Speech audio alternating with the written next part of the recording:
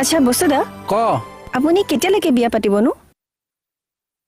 সেইটোৱেতো বৰ মুস্কিল হৈছে মোৰ লগত মানে মিলা ছোৱালী পোৱা নাই সেইকাৰণে মই বিয়াই পাতা নাই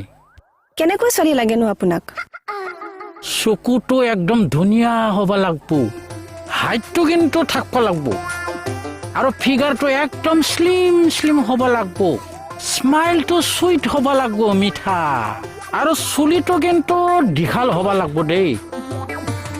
আৰু কালাৰটো মুঠতে বগা হ'বই লাগব গম পাইছো আপোনাৰ জীৱনত কেতিয়াও বিয়া নহয়